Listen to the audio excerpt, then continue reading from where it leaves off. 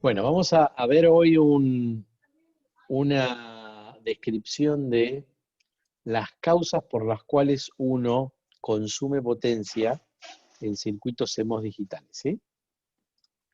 Este es un gráfico como para entrar en calor de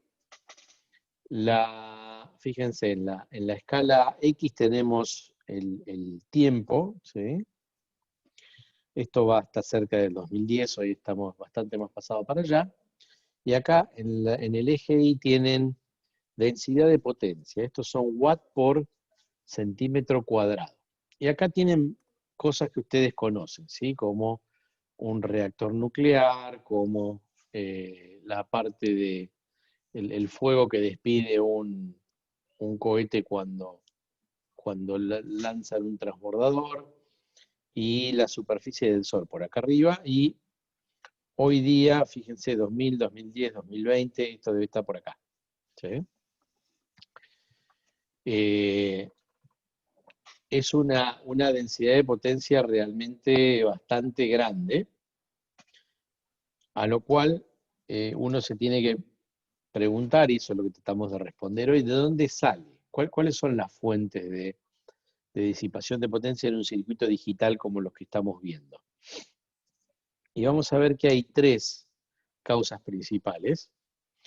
Uno es la estática por corrientes de pérdida. Otra es la que se denomina dinámica porque uno está moviendo el reloj y está moviendo capacidades y las carga y las descarga. Y la tercera causa es porque cuando yo tomo un inversor, una compuerta, cualquier dispositivo en realidad, y lo llevo de 0 a VDD, en el momento en que ese inversor pasa de nivel lógico 0 a 1, ustedes saben que la entrada transiciona por todo el rango lineal. Entonces hay toda una parte en el medio en el que están los dos prendidos. ¿Se acuerdan que habíamos visto había una zona de ganancia máxima, estaban los dos saturados? Bueno, toda esa parte tengo conducción. Entonces, cuando tengo esa conducción, estoy haciendo una corriente directa a través de esa llave y tengo una disipación extra, ¿sí?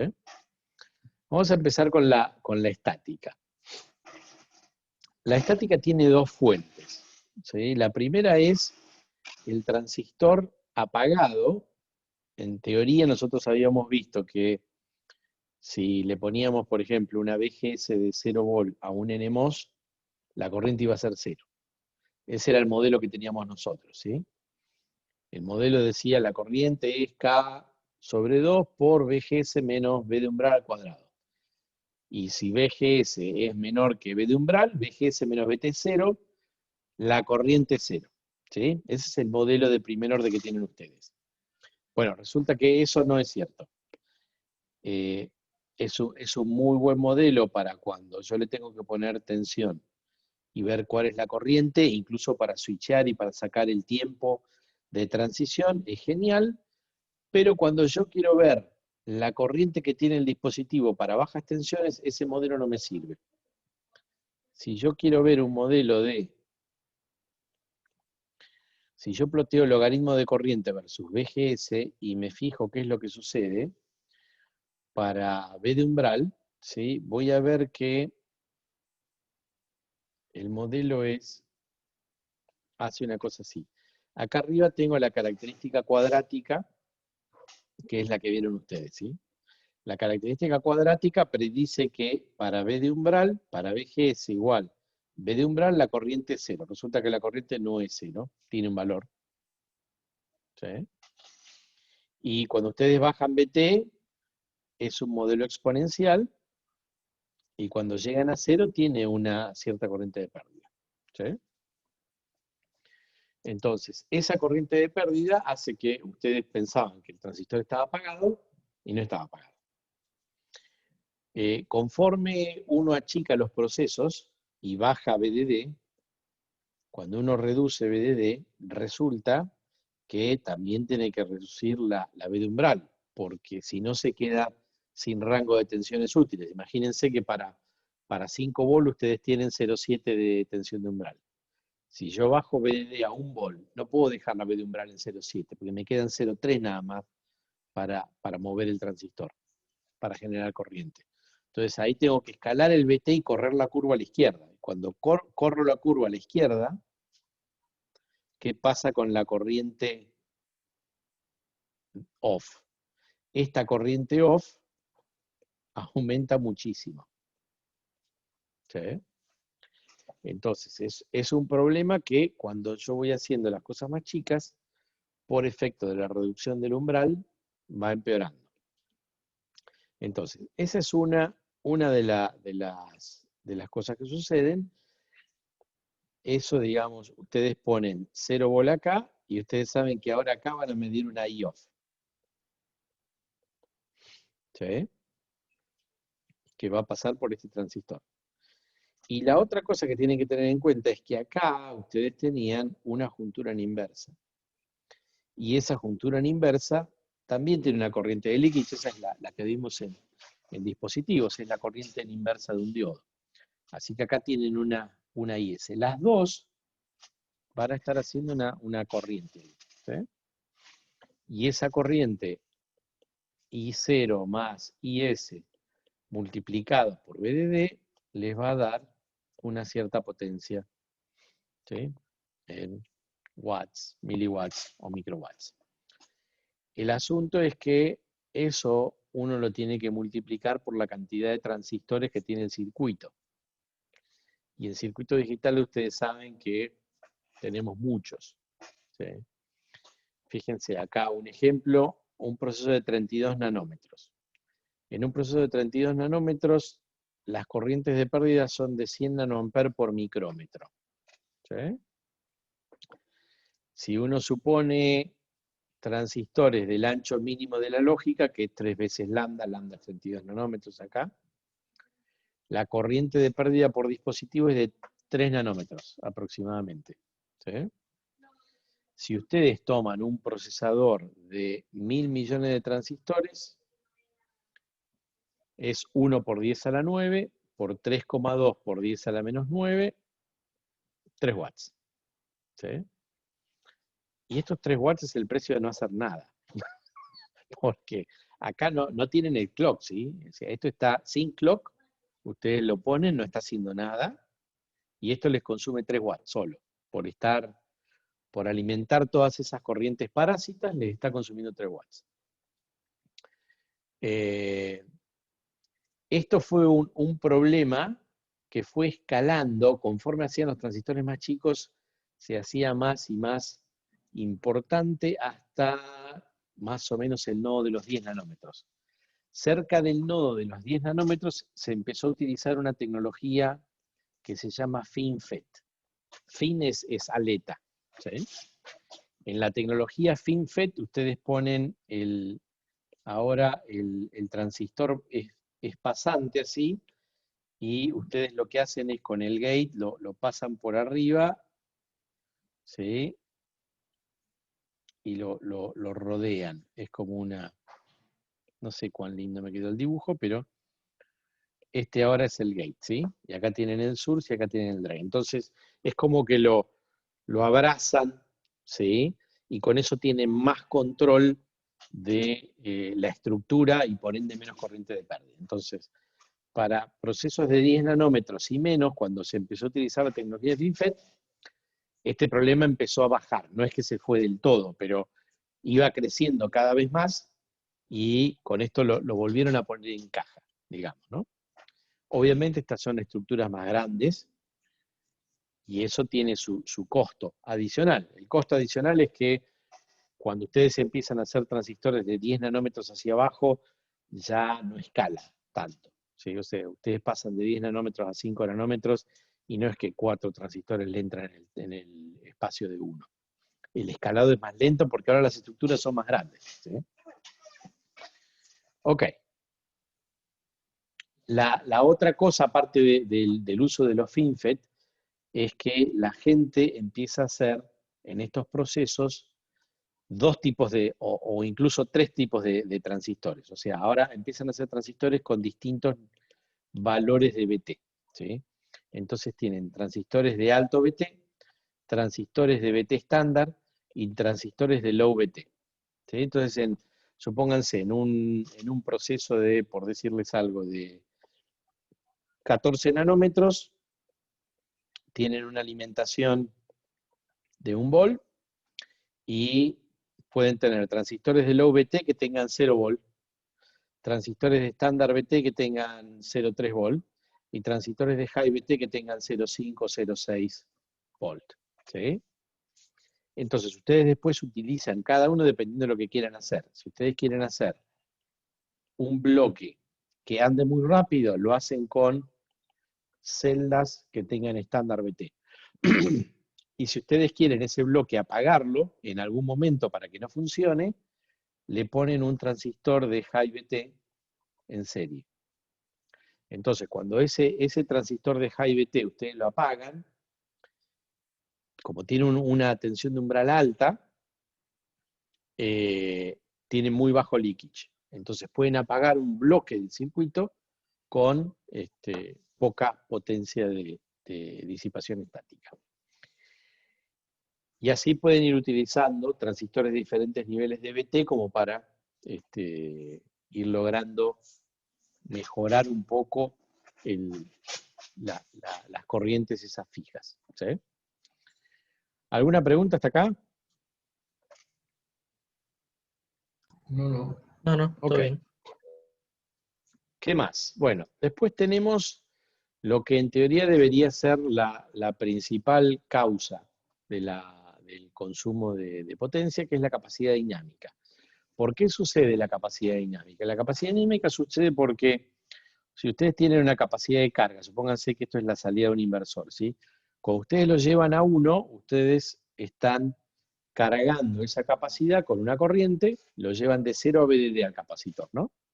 Este capacitor lo llevaron de 0 a VDD. Y ahí guardaron cierta cantidad de energía. Y en el otro ciclo, o en el momento en que sea, cuando ustedes lo quieren llevar al nivel lógico 0, lo descargan a través de esa llave, ¿sí? Y se lo llevan de vuelta a 0. Entonces, ¿qué consumo termina teniendo uno si hace esto F veces por segundo? Eso es lo que queremos ver, ¿sí? Entonces, bueno, analicemos la energía. Si queremos ver la energía, tenemos que integrar entre un tiempo inicial y un tiempo final el producto de tensión por corriente, ¿sí? La tensión es VDD porque es la tensión que provee la fuente, ¿sí? Acá tenemos una fuente, acá tenemos la llave que se cerró, el transistor cerradito, y acá tenemos el capacitor, ¿sí? La corriente por el capacitor sabemos que es C por dB a dt, ¿sí? Es la tensión esta, B0. Ok, perfecto. Entonces el dt se nos va con el dt y fíjense que tenemos que integrar B de alimentación por la capacidad por el diferencial de la tensión. El diferencial de la tensión integra a tensión, que nos da BDD. Esta integral nos da C por BDD al cuadrado, ¿sí? Entonces la energía que entregó la fuente es C por BDD al cuadrado. ¿Cuánto acumula el capacitor cuando la fuente entrega eso? Bueno, el capacitor tengo que hacer una integral parecida, lo único que ahora la tensión que pongo acá es la tensión del nodo de salida, la tensión del capacitor. La corriente es la misma, es C por dB a dt. Bueno, ahora cuando hago la integral esta, ahora me queda la integral de B, diferencial de B, así que me va a quedar 1/2 de C por BDD al cuadrado. Entonces, 1/2 de la energía la acumula el capacitor. La energía total, que es C por BDD al cuadrado, esa es la que me entrega la fuente. Fíjense que acá me falta 1/2 de C por BDD al cuadrado para completar la energía de la fuente, que es C por BDD al cuadrado. ¿Y esta dónde se consume? Esta me queda almacenada en el capacitor. ¿Y esta otra?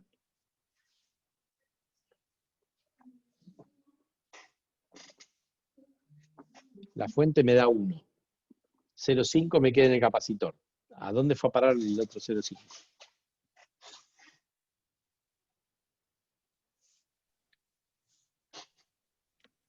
Por la resistencia del transistor mismo, ¿no?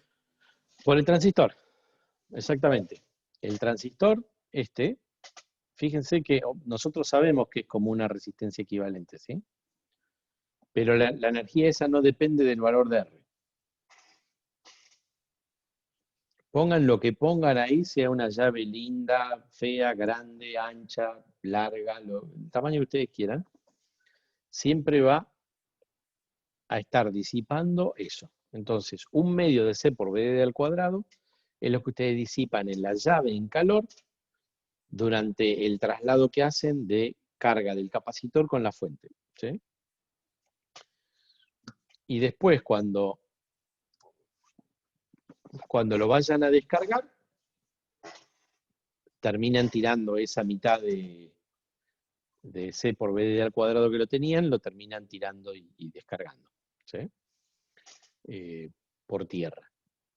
Ok, perfecto. Entonces, la energía total les queda, después de hacer una transición de una carga y una descarga, les queda C por BD al cuadrado. Y si quieren ver potencia, tienen que ver cuántas veces eso uno lo va a hacer por segundo, ¿sí? Así que tengo que multiplicar por la frecuencia o dividir por el tiempo. Esto es por la frecuencia a la que se está moviendo ese nodo, ¿sí? No la frecuencia de un reloj, no importa la frecuencia que tenga algún reloj que está en algún lugar. Importa cuántas veces yo lo cargo y lo descargo, ¿sí? Por unidad de tiempo.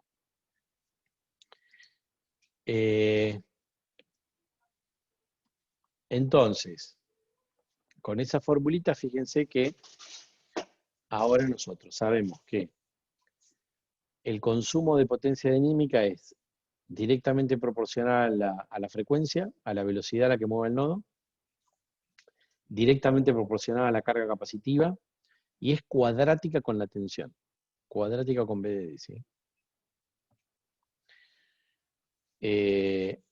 Entonces, en función de eso, ustedes pueden diseñar, ¿sí? Ustedes saben que de esos 3 factores, bueno, la frecuencia, si uno está tratando de hacer un diseño de bajo consumo, uno va a tratar de que el nodo o cada nodo del circuito cambie la menor cantidad de veces posible, ¿sí? Una vez que uno optimiza eso, después puede trabajar sobre la capacidad. Sobre la capacidad, más que hacer las difusiones y los transistores lo más chico posible, cosa que en general uno trata de hacer, mucho más que eso, de prestar atención al layout uno no puede hacer, ¿sí? Con lo cual, acá, si uno es prolijo, mucho no tiene para optimizar, ¿sí? Y la última parte donde uno puede actuar es en la tensión de alimentación. Y fíjense que ahí el consumo es drástico. Fíjense que si ustedes tienen un circuito funcionando con una BDD de 1 volt, esto es un por 1, ¿sí? Un factor de por 1.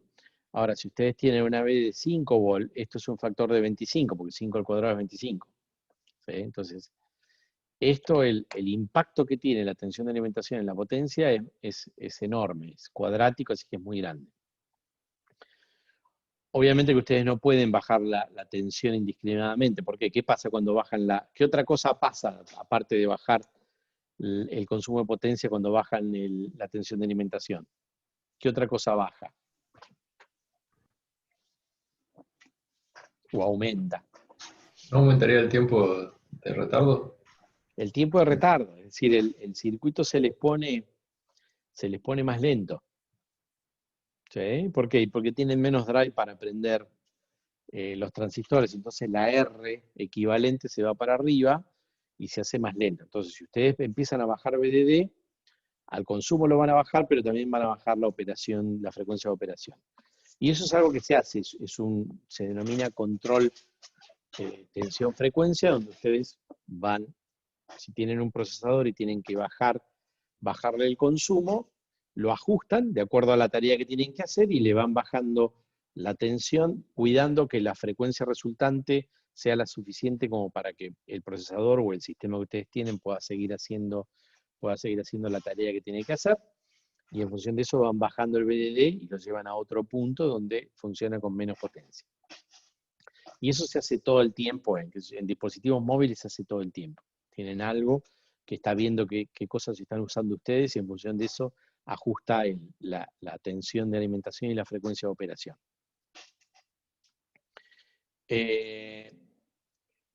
Y el último punto que ustedes tienen que considerar para la disipación de potencia es lo que se denomina corriente de cortocircuito. Aclaremos que en realidad no hay nunca un cortocircuito, simplemente sucede que estos dos transistores acá conducen, acuérdense cuando ustedes estaban transitando por ahí, por el medio, tenían los dos transistores conduciendo, uno más cerca de triodo, otro más cerca de saturación, pero estaban los dos conduciendo, ¿sí? O sea, si ustedes tienen en cuenta que le ponen una señal de prendido así, ¿no? Triangular. Ni bien arrancan, ni bien tienen la tensión en cero, el PMOS está prendido, ya está prendido. El NMOS recién va a empezar a conducir cuando pasen la tensión de umbral del N. Cuando pasaron la tensión de umbral del N, ahora el N conduce un poco y el P está conduciendo bien, obviamente que la corriente ahí la limita el N, ¿no? Porque es el que conduce menos. Siempre cuando están en serie, el que limita la conducción es el que conduce menos. Ustedes empiezan a aumentar, el N se va poniendo más conductor, el P menos en el medio están los dos al máximo, tienen la corriente de pico. La corriente de pico tiene esta forma, ¿sí? La encuentran en BDD sobre 2 menos B de umbral al cuadrado, y es un promedio de la del N y la del P, ¿sí? Y después, una vez que llegan a BDD menos B de umbral, el PMOS deja de andar, y ahí se corta la conducción, ¿no? Con lo cual, ustedes conducen entre la B de umbral del N y BDD menos B de umbral del P, están conduciendo. Entonces, obviamente que si uno quiere sacar la potencia, debería sacar cuál es el valor medio, ¿sí?, de potencia producido por esa ondita triangular. Y esto, bueno, haciendo unos cálculos de regla de 3 simple, uno puede ponerlo la potencia como BDD, porque la tensión a la cual yo entrego esa corriente es BDD, por la corriente media de esto, ¿sí?, que es proporcional a BDD al cuadrado, por los tiempos, el tiempo ¿sí?, que tenga la señal de entrada, que está relacionado con el tiempo de rise y el tiempo de fall, ¿sí? Si yo lo voy prendiendo, lo voy apagando.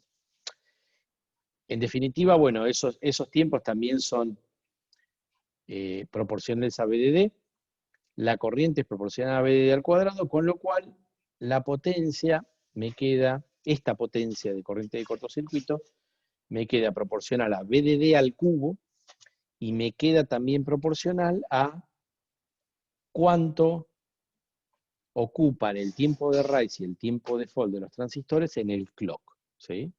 Obviamente, cuanto más rápido sea eso adentro de un periodo de clock, menos va a ser esta potencia, ¿sí? Si yo tengo un clock muy ajustadito y el tiempo de rise y más el tiempo de fall me ocupan la mitad del tiempo de clock, pues esta potencia va a ser significativa. Normalmente, esta potencia debería ser más o menos el 10% de la potencia dinámica. ¿Sí? Hay un paper de un investigador que se tomó el trabajo de hacer todo un relevamiento de distintos sistemas y más o menos, si el sistema está bien diseñado, este consumo de potencia debería ser del orden del 10% del consumo de disipación dinámica. ¿Por qué digo generalmente? Porque fíjense que acá el consumo, el ancho de esa corriente triangular, depende de los tiempos de crecida y de caída, ¿sí? Y esto depende también de la carga. Ustedes ya vieron, ya lo vimos en las clases pasadas cuando veíamos el tiempo de fall y el tiempo de rise. Si yo le pongo una capacidad de carga más grande, esos tiempos empiezan a ser más largos. ¿Sí? Entonces, ¿qué pasa acá si yo hago la misma, si yo hago el siguiente análisis? Supónganse que yo tengo un inversor, ¿sí? Y yo tengo acá una capacidad muy grande, ¿sí? ¿Qué va a pasar? Va a pasar que, supónganse que esto esté en BDD, ¿sí? Y yo ahora lo quiero llevar a 0, con lo cual prendo el NMOS, ¿sí? Lo llevo de 0 a 1, yo esperaría que la salida se me vaya a 0. Ahora, como acá tengo una capacidad muy grande, cuando yo hice en la entrada, fui de 0 a 1, este nodo ni se movió. ¿Por qué? Porque me lo mantuvo en BDD el capacitor, que era grande, ¿sí? Entonces, fíjense que ahí, en el momento en que la entrada hace esta subida, el nodo de salida está fijo en BDD, con lo cual este transistor de ahí, el PMOS, está en corte.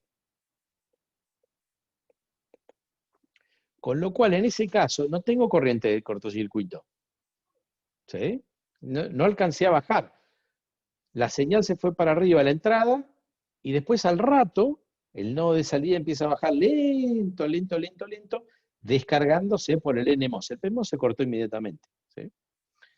Y ahí se empieza a descargar por el NMOS y le lleva un rato largo. Ustedes pueden decir, es fantástico esto, porque si yo hago CL muy grande, la corriente de cortocircuito me queda 0. ¿Sí o no? Sí, sí. Sí, sí, pero Ahora, es lento. ¿qué pasa? Que ahora al siguiente, este fue muy rápido, ¿no? Ahora, cuando yo miro ese nodo, la señal en ese nodo es así. Y entonces, ¿qué va a pasar? Que este que está a continuación, ahora está un tiempo enorme en la parte media esa donde está consumiendo corriente. Entonces, le pasé el problema al de adelante. Este, fíjense, es un gráfico cuando yo voy aumentando. Para este lado voy aumentando capacidad, ¿sí? 20 femtos, 100 femtos, 500 femtos. Y esto es esa corriente de pico. Fíjense que es bastante parecida a una triangular, ¿sí? La aproximación es buena. Y cuando aumento capacidad se viene para abajo. Es decir, que tengo menos corriente, que tengo menos consumo de potencia. Pero acuérdense, cuando yo estoy aumentando capacidad, sí, le estoy pasando el problema al de adelante. Ahora el de adelante va a transpirar un montón. ¿Por qué? Porque tiene una señal de entrada muy lenta, va a tener mucha corriente de cortocircuito, y eso sí va a ser un problema. Entonces, la solución empírica es que yo tengo que tratar de ecualizar los tiempos de entrada y los de salida. No tienen que ser muy diferentes. Cuando son muy parecidos, ahí yo llego a un óptimo, y en ese óptimo es que este consumo pasa a ser el 10% del consumo total. ¿Sí? Entonces, esto se llama ecualización de tiempo de entrada y salida. No es fácil, sobre todo cuando uno tiene líneas con capacidades muy desbalanceadas, como por ejemplo el reloj. Pero bueno, eso es lo que hay que lograr para ir balanceando y poniendo esto en caja. Hay que ir logrando que cada bloque, si ustedes miran el tiempo de salida y el tiempo de la entrada, sean más o menos parecidos. Si uno hace eso, esto no va a ser un problema. ¿Sí? Ok, ¿preguntas hasta acá? No, no. Bien, vamos a parar entonces.